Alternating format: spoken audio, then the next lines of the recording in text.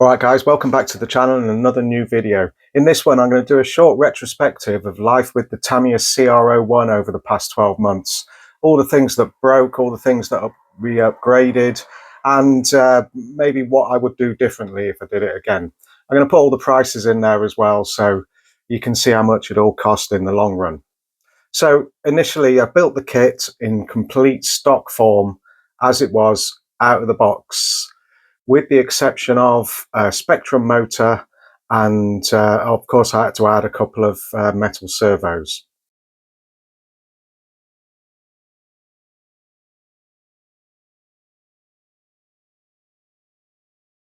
Along with these two metal geared 20 kilo servos, one on the front, one on the back, I also used a pretty generic crawler ESC that I'd got lying around to go with the Spectrum motor, and all of this has been absolutely faultless all 12 months long. Straight away we found out that the kit tyres just weren't very grippy at all, and someone recommended these Proline Hyrax Predator tyres, so I got a set of them. Pretty expensive. Got some wheels as well, so if you've ever built beadlock wheels you know how long it takes. I didn't want to take the other ones apart, and anyway, so yeah, metal wheels and Proline Hyrax Predator tyres.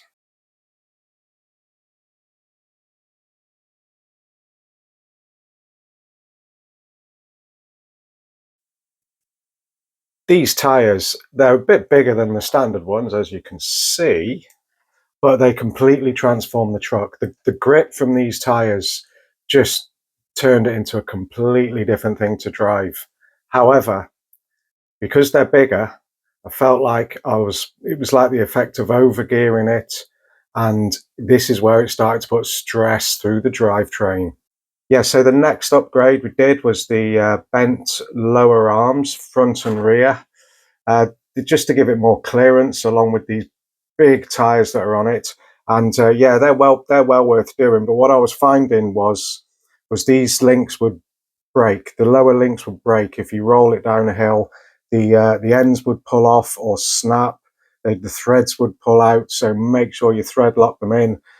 And if you're out in the field, it's worth carrying a couple of spare links with you, or at least the ends and any fasteners that you need that you might lose. And yeah, because they do break pretty easily, and that did stop a lot of the sessions I had with it were ended by broken links.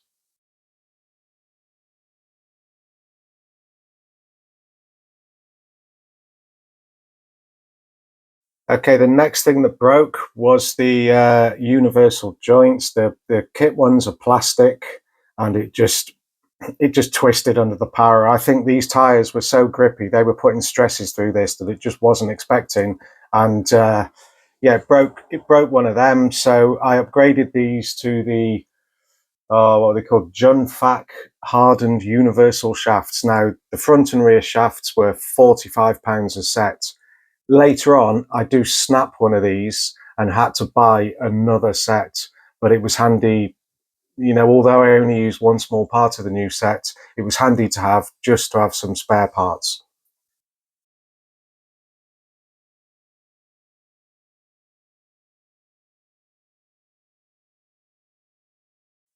So with the drivetrain a lot stronger, this put the stress into the axles. Now this is where I built it straight out of the box, and it's not fully ball raced, this kit wasn't. It had metal bushes in the axles, and not changing them was a bit of a mistake because they wore, and they introduced slop into the gearing, which ended up stripping gears, and found some weak spots in the axle. The rear seemed to take all the punishment, stripped the gears in that twice.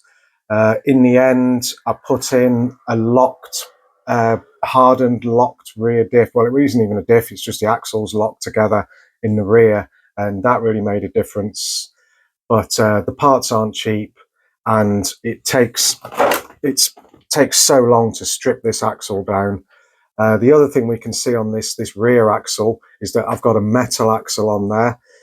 The idea being was that hopefully it would reduce some of the flex in the axle, which was introducing slipping into the gearing and just crunching through the gears. But I definitely recommend the metal axles.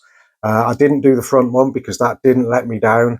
I was only upgrading as things broke, because you can go down a rabbit hole with these of upgrade parts and spend a fortune that you just don't need to. So it's always best to run them out of the box and then upgrade stuff as you go along, with the exception of bearings in this case, which is a no-brainer really, but fit the full bearings.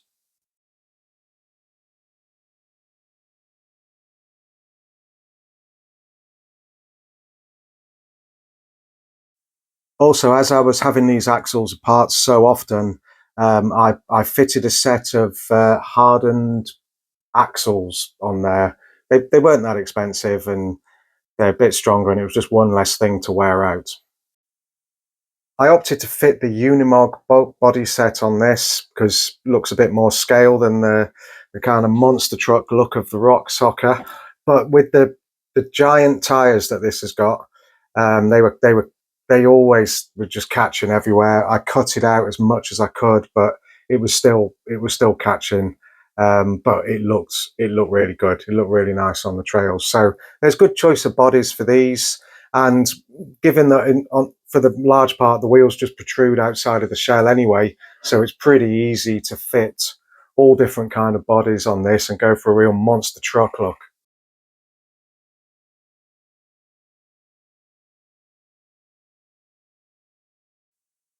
All in all, this has been a pretty good truck over the year.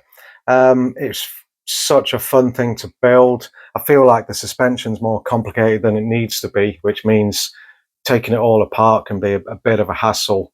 But when it's working, it was just unstoppable. So really great kit, but you have to spend some money on it. So yeah, thanks for watching, and like and subscribe. Check out our other videos. There's hours and hours of this thing running in all conditions on the trails. So check it out and let us know what you'd like us to feature next time.